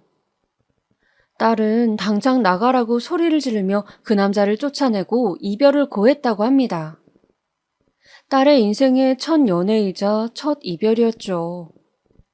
그리고 그 후로 입맛도 없고 구역질도 나는 것 같아서 한동안 식음을 전폐하다가 이상하게 그 후에는 또 입맛이 돌아서 아, 내가 실현당하고 이제 다시 회복을 하나 봐 하면서 입맛도 는 대로 먹고 싶은 것을 마음껏 먹었다고 해요. 그러다 보니 살이 5kg 이상 단기간에 확 붙으면서 뭔가 나른하고 모든 일에 기력이 딸리는 느낌이 들었다고 합니다. 특히 뱃살이 너무 쪄서 바지도 맞지 않고 불편해서 같은 과 친구가 효과 좋았다고 하던 다이어트 약을 처방해준다는 병원을 방문했는데 의사는 이런저런 증상들을 듣더니 고개를 갸웃하고는 일단 소변 검사를 해보자고 했대요. 염증 수치 같은 것을 체크해봐야 된다고요. 딸은 그렇게 소변 검사를 하고 임신이라는 청천벽력 같은 소리를 들었다고 합니다. 여자였던 의사 선생님은 임신이고 입덧 증상이 있었던 것으로 보아 개월이 좀 된 것 같으니 어서 산부인과를 가서 정확하게 몇 주나 되었는지 확인을 해보라고. 생리주기 체크 안 하냐고 자기 일처럼 안타까워 하셨다고 해요. 제 딸은 고등학생 때 입시 준비를 하면서 생리불순이 심해서 굉장히 불규칙하게 생리를 했었거든요. 제 아내도 그랬기 때문에 저도 석류다 뭐다 좋다는 것을 챙겨 먹였고요. 그런데 그 불규칙한 주기 때문에 딸은 자신이 임신했다는 것도 모른 채로 몇 개월을 지내왔던 것입니다. 마침 입덧으로 살이 쪄서 난생 처음 뱃살이 찌니 불편한가 보다라고 배가 조금 나온 것도 별스럽지 않게 여겼던 거예요. 저는 기가 차서 할 말이 없었습니다. 뱃살이 찐 것과 임신한 것을 헷갈리다니. 아무튼 정신이 번쩍 든 딸은 그 길로 허둥지둥 산부인과를 찾아갔다고 합니다. 그리고 임신 3개월이라는 진단을 받았는데 그 남자의 아이가 틀림없어서 정말 싫었지만 어쩔 수 없이 그 사람과 연락을 했다고 합니다. 사실 아이를 낳을 수 없으니 지우겠다는 이야기를 하려고 전화를 한 것인데 그 사람은 제 딸에게 그동안 보고 싶었다면서 한 번만 만나서 우리 이야기를 다시 하자고 제 딸을 설득했대요. 당연히 매몰차게 네가 임신이든 말든 내 맞냐는 등의 온갖 막장 드라마 같은 반응을 생각했던 제 딸은 그래도 완전 나쁜 놈은 아니었구나. 나를 걱정하고 있구나 하는 생각에 순간 마음이 약해져서 그놈을 만나러 커피숍으로 갔다고 합니다. 그렇게 다시 만나게 된 그날, 그 남자는 자신이 이혼할 테니 기다려달라고 절대 아이를 지우지 않았으면 좋겠다고 무릎 꿇고 애원했다고 해요. 제 딸은 이미 3개월이면 작은 개월수가 아닌데 어떻게 해야 할지 갈피가 서질 않아서 오랫동안 고민을 했다고 합니다. 처음에는 이 남자도 아이도 얼른 정리해버리고 다시 대학 공부에 매진하자는 쪽으로 기울었지만 4개월째에 접어들자 병원에서 낳는 것도 고려해보면 어떻겠냐고 딸이라고 성별을 슬쩍 말해줬다고 해요. 앞서 말했다시피 제 딸의 소원은 바로 결혼해서 딸을 낳고 엄마와 가져보지 못한 오붓한 시간을 딸과 데이트를 하며 보내는 것이었는데 하필 운명의 장난인지 그 아기가 제 딸이 그렇게 가지고 싶어 했던 딸이었던 겁니다. 초음파로 아기의 모습이 형체를 갖춰나가는 것을 보고 공주님이라는 이야기를 듣자 딸은 차마 중절 수술을 할 수 없었다고 합니다. 그렇게 딸은 미련하게 헤어진다는 그 사람의 말을 믿고 갑자기 임신부가 되었어요. 학교는 계속 다닐 수가 없어서 2학기에 휴학을 했고요. 한동안 그 사람은 정말 이혼 서류를 가지고 와서 딸의 앞에서 작성을 하기도 하고 딸의 집에 며칠씩 머물면서 몸을 챙기기도 하고 맛있는 것들을 사주기도 했답니다. 그렇게 3달 넘게 딸의 곁에서 예비신랑 노릇을 하면서 우리 신혼집은 여기로 하자. 조만간 부모님께 인사드리자. 신혼여행은 멀리 못 가겠지만 그래도 어디라도 가자며 계속 딸을 홀렸더군요. 딸은 저에게 이제 그 사람을 인사시켜야 한다는 생각에 이혼은 언제 정리되냐고 재촉을 했습니다. 그 남자는 지금 이미 숙려기간이라고 조금만 기다리면 최종 마무리된다고 넌 아무 걱정 말고 몸이나 챙기라 얘기했대요. 그러던 어느 날이었습니다. 딸의 원룸 앞으로 웬 젊은 여자가 아기띠를 하고 찾아왔대요. 그 여자는 딸을 보고 대뜸 여기 우리 남편 있죠? 이 인간이 그렇게 말을 했는데 아직도 여기 있으면 어떡해 아가씨. 정신 차려요. 저 인간 완전 바람둥이에요.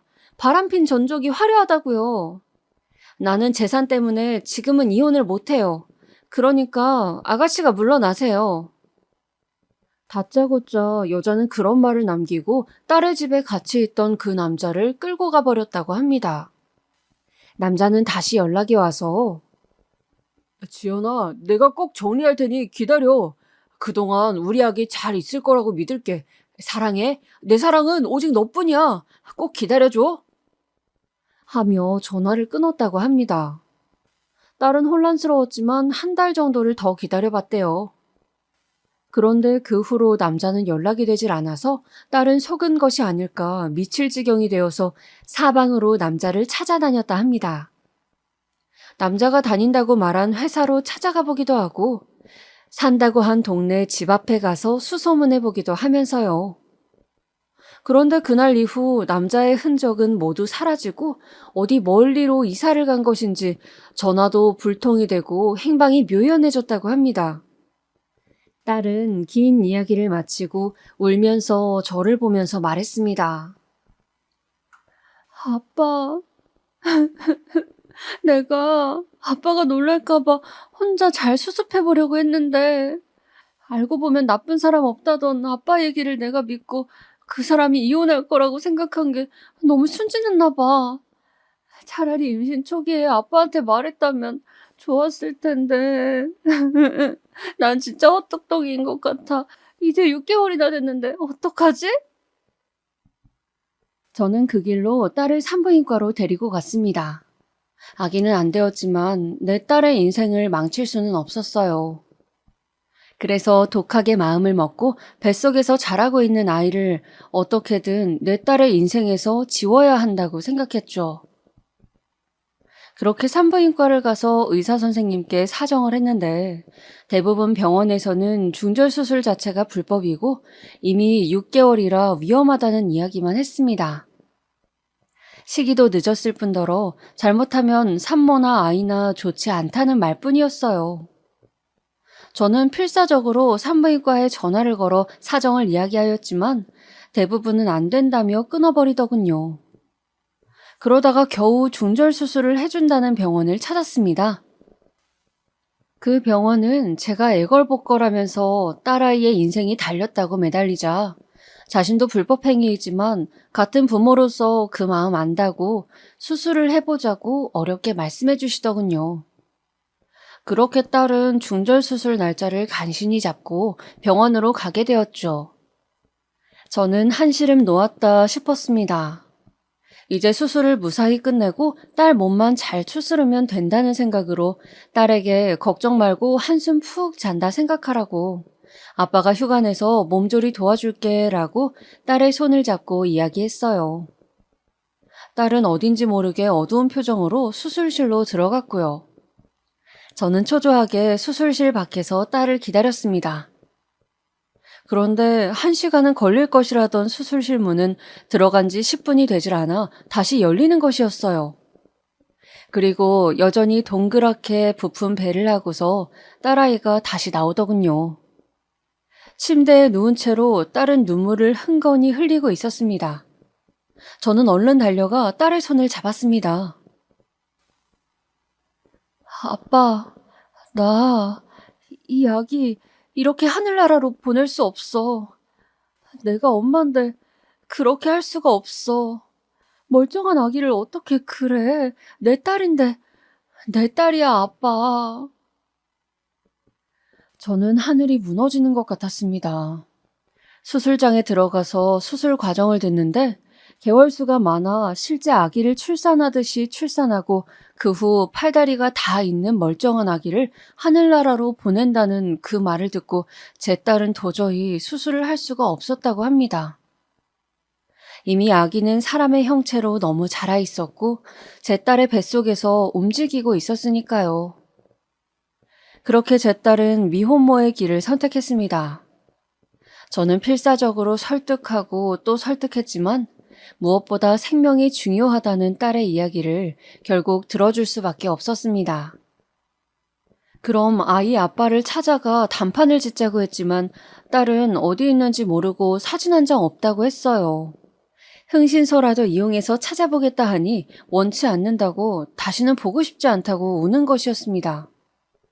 그래서 그렇다면 미혼모로 아이를 키우는 것은 반대고 호적이라도 내 쪽으로 입적시키라고 했습니다. 법적인 절차를 알아보니 아이 부모가 동의하면 되고 가정법원에서 처리할 수 있다고 하더군요. 그렇게 저는 제 호적에 제 손녀를 올리게 되었습니다. 제 딸은 자신의 딸과 법적으로는 자매가 된 것이었죠.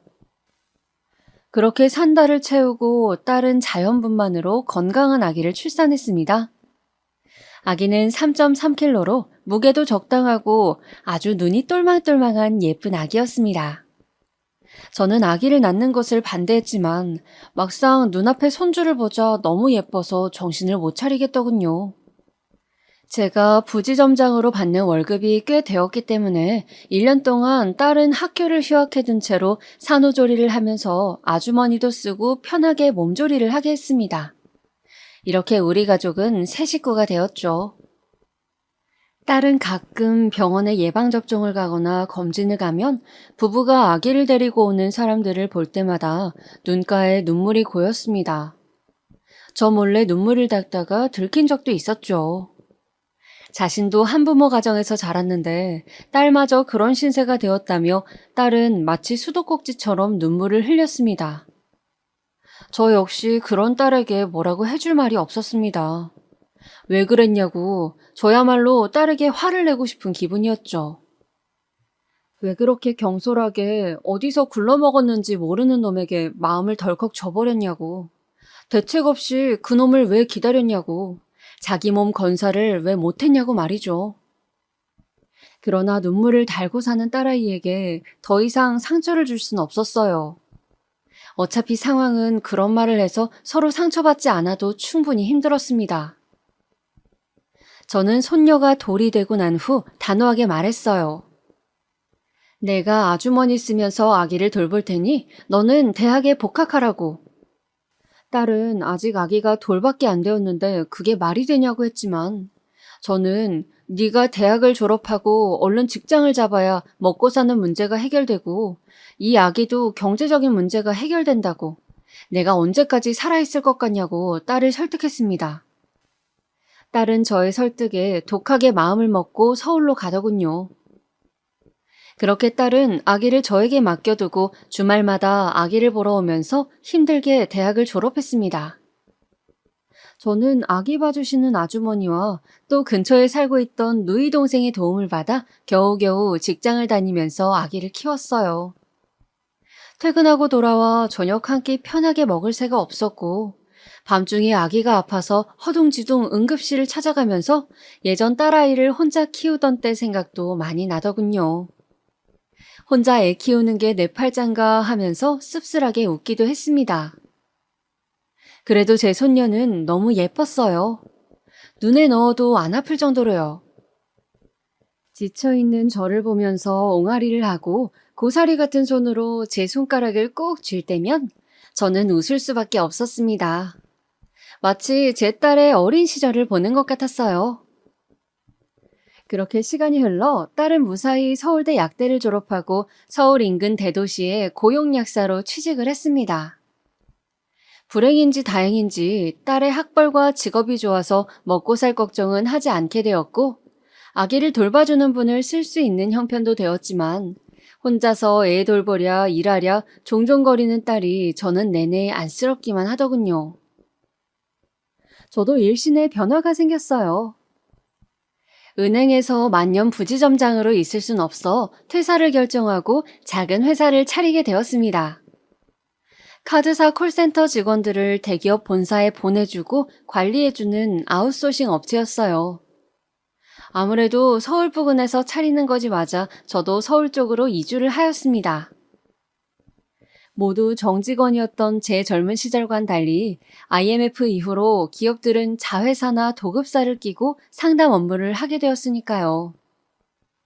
저는 고졸 이상의 학력을 가진 상담 업무를 하는 직원들을 교육시키고 관리하는 회사의 대표가 되었습니다. 그렇게 우리 세 가족은 안정을 찾아갔어요. 딸애는 일이 고되어도 집에 와서 손녀의 얼굴만 보면 행복해하며 웃었습니다. 사실 유치원을 졸업하고 학교에 가고 아이가 클수록 아빠의 부재를 어떻게 설명할지, 할아버지 딸로 호적에 들어가 있는 것은 어떻게 이야기를 할지 벌써부터 걱정이 되었습니다. 손녀와 딸아이가 그런 사실이 밝혀지는 과정에서 최소한의 상처로 끝났으면 하는 것이 제 바람이었죠. 제 회사는 직원이 늘어 더 확장을 했습니다. 저는 은행 재직 시절 알던 인맥들이 있어 일을 따내기가 쉬웠고, 콜센터 직원 고용 계약을 원하는 대기업들이 많았습니다. 저는 기존의 관리자로 일을 쳐내기에는 너무 일이 과도함을 느껴서 새로 관리직을 몇 명 채용하기로 했습니다. 채용을 위해 면접을 보게 되었는데 그중 인상 깊은 친구가 있더군요. 큰 키에 사람 좋아 보이는 훈훈한 인상이었습니다. 운동선수라고 해도 좋을 정도로 덩치가 좋았어요. 물어보니 고등학교 때까지 운동선수 경력이 있다고 하더군요. 지금은 평범하게 카드사에 입사해서 일한 지 오래되었고 두 아이의 아빠로서 책임감을 가지고 일하겠다는 포부를 밝혔습니다. 면접을 보면서 저도 손녀가 있다고 너무 이쁘다고 하자 그 젊은이는 자신도 딸과 아들이 있는데 너무 예쁘고 사랑스럽다고 벌써 손녀가 있으셔 좋으시겠다고 하더군요. 저는 그 친구에게 매니저라는 직함을 주고 김 매니저라고 부르며 친하게 지냈습니다. 카드사 본사의 경력이 오래되어서인지 일도 깔끔하게 잘하고 은행 쪽 업무가 더 잔뼈가 굵었던 저보다 오히려 업무적으로 도움받을 일도 많이 있었어요. 김 매니저와 저는 한 번씩 술도 한잔 하는 정도로 친해졌습니다. 업무 이야기도 하고 서로 사는 고충을 이야기하며 저는 그렇게 정을 쌓아갔죠. 그는 아내 이야기를 하면서 자식들과 행복하다고 하면서도 자신이 사실 여자를 좋아한다고 고백하더군요. 놀라서 무슨 소리냐고 하자 그런 거 있잖아요. 왜 아내처럼 소중하고 그런 건 아닌데 한 번씩 연애의 짜릿함을 느껴보고 싶은 그런 욕망이 있다고 하더라고요. 실제로 몇 번 데이트도 하고 그랬다고요. 저는 순간 제 딸의 인생을 망친 그 유부남이 생각나서 화가 치밀어 올랐습니다. 그래서 저는 김 매니저에게 술을 거나하게 먹고는 그런 식으로 부도덕하게 살지 말라고 소리를 질렀죠. 김 매니저는 제가 술에 취해 그런 줄로 생각하고 그냥 네네 하면서 저를 부축하더라고요. 저는 김 매니저의 그런 부분은 마음에 들지 않았지만 대놓고 딴 살림을 차리는 것도 아니고 내가 김 매니저 마누라도 아닌데 라는 생각으로 그 후에도 적당히 친하게 지냈습니다. 일요일이면 함께 등산도 가고 하산하면서 막걸리에 파전을 걸치기도 하고요. 그런 시간들이 새로운 활력이 되는 것 같았어요. 한동안 제가 그렇게 얼굴에 혈색이 돌자 딸이 저녁을 먹다가 묻더군요. 아빠, 요즘 무슨 좋은 일 있어요? 얼굴이 좋아 보이세요. 아빠가 요즘 부하 직원 중에 굉장히 친해진 직원이 있거든. 그 녀석이랑 술도 한잔하고 등산도 하고 하니 하루하루 즐겁고 재미있더구나. 딸은 기뻐하면서 그럼 아빠랑 친한 그 직원분 언제 저녁 식사에 초대하라고 어떤 분인지 궁금하다고 하는 것이었습니다. 아빠랑 그렇게 친하다는데 한번 식사 대접을 하고 싶다는 거였어요. 저는 딸이 그렇게까지 이야기를 해주니 더 신이 나서 지난 일요일 같이 등산을 가서 찍은 사진을 보여주었습니다. 봐봐, 여기 연두색 등산 점퍼 입은 친구? 이 친구가 바로 김 매니저야. 일도 잘하고 굉장히 좋은 친구야. 정상에 올라가서 우리 둘이 이렇게 만세를 부르면서 사진도 찍었다니까. 그런데 어쩐지 폰 사진을 보는 제 딸의 반응이 심상치가 않았어요. 딸은 제가 잡고 있던 딸의 어깨가 조금 떨리더니 딸은 제 말에 대답을 하는 둥 마는 둥 하면서 갑자기 몸이 안 좋다고 방에 가서 쉰다고 했습니다. 그 후로 며칠간 딸은 컨디션이 안 좋다고 방에 쏙 들어가 버리고 아이 케어만 열심히 할 뿐 저에게 말을 걸지 않았어요. 저는 딸이 갑자기 왜 저러나 싶었지만 무슨 일이든 있다면 이야기해주겠지 싶어서 기다려보기로 했습니다. 그렇게 한 달 정도 시간이 흐른 무렵 딸이 저에게 떠보는 듯이 말을 걸었습니다. 아빠, 그때 그 김 매니저라는 분하고 잘 지내고 있어? 그 친구 잘 있지. 한번 오라고 할까? 딸은 말없이 주머니에서 사진 한 방을 꺼내어 제 앞에 놓더군요. 저는 딸이 내민 사진을 들고 보았습니다. 딸과 어깨동무를 하고 환하게 웃고 있던 그 얼굴은 바로 김 매니저였습니다. 그래요. 그 인간이 바로 내 딸을 미혼모로 만들고 내 손녀를 아비 없는 자식으로 만든 채 자취를 감추어 버린 그 인간이었던 겁니다. 저는 너무 놀라서 딸에게 이 사람이 네 남자친구였던 그 새끼냐고 사진 한 장 없다고 하지 않았냐 이름이 뭐냐고 물었어요. 딸은 사실은 다 태워버렸지만 사진 한 장은 남겨놓았다고 아빠 폰에서 그 사람을 봤을 때 심장이 멎는 것 같았다고 하며 개명을 한 것 같다고 왜 또 내 인생에 이렇게 우연히 나타난 것인지 영문을 모르겠다며 또 눈물바람을 하는 것이었습니다. 겨우 잊으려 애쓰며 살고 있는 우리 앞에 그 자식은 또 이렇게 드라마틱하게 나타났습니다. 저는 이것이 하늘이 저에게 준 기회라 생각했어요. 복수할 기회 말이죠.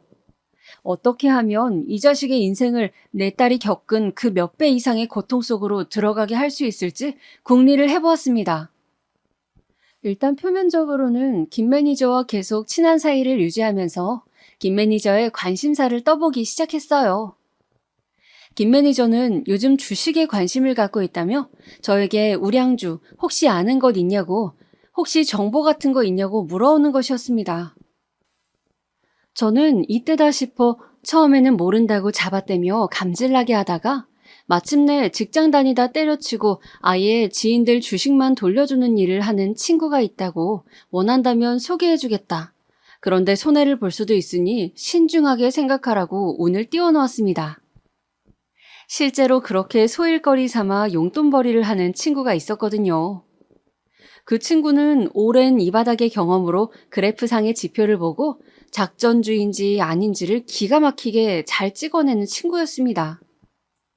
큰 세력들이 작전을 들어갈 때 따라 돈을 넣었다가 빠지기 직전에 낌새를 채고 빼는 방식으로 저와 제 주변 지인들의 재산을 꽤 불려줬죠. 저는 그 후로 김 매니저와 술을 한잔할 때마다 은근슬쩍 주식 수익률에 대한 이야기를 던졌습니다. 그리고 많이 위험하다고 알려져 있는 선물 거래까지도 이 친구가 하는데 아직 마이너스가 크게 난 적이 없고 거의 회복했다며 계속해서 유혹의 말을 남겼습니다. 김 매니저는 본인도 카드사에 오래 있었던지라 선물은 위험해서 내키지 않는다고 주식한다는 그 친구분 진짜 작전줄을 아는 거냐고 못 믿는 기색이었지만 사람이란 본디 같은 말을 반복해서 계속 듣고 옆 사람이 계속 수익이 나는 것을 보여주면 넘어오게 되어 있죠.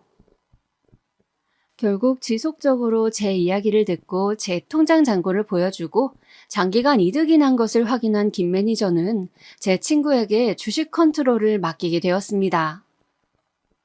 처음에는 경계 모드로 1,000만 원 정도를 넣더니 6개월 이상 10에서 20% 이상의 수익이 나자 아파트 청약이 당첨되어 잔금을 치려고 모아둔 2억의 대부분을 몽땅 밀어넣으면서 과감하게 투자하더군요. 저는 제가 이렇게 이야기한 것에 흔들려 자신의 재산의 대부분을 주식에 밀어넣는 그의 모습을 보면서 이것이 하늘이 너에게 주는 천벌이라고 생각했습니다. 내 딸 눈에 눈물 나게 한 이상 나 역시 니놈 눈에 피눈물을 받아내야겠다는 생각이었어요. 그래서 친구에게 일부러 작전주 다 빠지고 한 템포 늦게 눈치채지 못하도록 조금씩 손해를 보게 해달라고 부탁했습니다.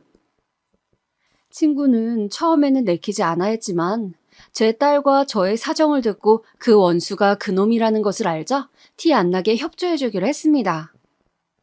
저는 그에 응당하는 제 자산관리 등의 일을 그 친구에게 더 주기로 했고요. 포커페이스를 유지하면서 계속 친하게 지내려니 역겨웠지만 저는 그놈에게 화끈하게 복수할 그날을 기다리면서 표정을 유지했습니다. 처음에 수익률이 잘 나자 김 매니저는 무척 고마워하더군요. 자신이 코인에 투자했다가 손실을 봤는데 안 그래도 처가 돈까지 끌어쓴 터라 아내에게 할 말이 없었는데 그걸 다 상쇄할 수 있을 수익을 대표님 덕분에 얻게 되었다며 고급 정보를 줘서 고맙다고 저에게 술까지 사더군요. 그리고 드디어 복수의 그날이 왔습니다. 여보세요? 대표님, 지금 주식 보셨어요? 주가가 갑자기 너무 휘청거리는데요. 그러게 말이야. 자네 그런데 박 사장은 뭐라던가? 박 사장님은 기다리라고만 하시던데요. 조금 더 있어야 한다고. 그런데 지금 손실이 70%다 되어가는데 괜찮을까요, 이거? 일단 나는 박 사장 말대로 기다려보려고 하네. 자네도 좀 기다려보게나. 겪어보면 나쁜 사람이 어디 있나? 박 사장 말을 믿어야지. 그동안 이득 보게 해준 것도 있는데 우리가 경거망동하지 말고 기다려봅세. 저는 태연하게 기다려보자는 말만 반복하면서 전화를 끊었습니다. 제 딸에게 지옥 같은 시간을 기다리라는 말로 달래며 사라진 그놈 역시 애간장이 타는 기다림의 고통을 겪기를 바라면서요. 곧 또 전화가 울리더군요. 대표님, 그런데 지금 주가가 너무 안 좋습니다. 이제라도 빼야 할 것 같아요. 이러다 본전 다 털리게 생겼다고요. 기다려보게나. 어디 박 사장 말 틀린 적이 있던가? 박 사장은 우리를 상대로 사기치거나 다른 소리 할 사람이 아닐세. 곧 회복세로 돌아선다는 정보가 있다고 하니 지금이 마지막 고비야. 지금만 버티면 모든 것이 다 잘 될 걸세. 나는 일단 버틸 생각이니 자네는 쫄리면 빼게나. 그 자식은 욕심이 많은 놈이었습니다. 그러니 제 딸과 본부인을 놓고 둘 다 가지려 했겠죠. 제가 분명 마음에 걸리면 빼라고 했는데도 그놈은 제 말에 현혹되어서 빼지 않고 안절부절 못하며 버티더군요. 그 결과 그놈이 잔금을 칠 거라던 2억의 돈은 거의 사라져버렸습니다. 마침내 그놈의 재산이 회복 불가능한 상태에 이르렀을 때 저는 마음 한구석이 뻥 뚫리는 쾌감을 느꼈습니다.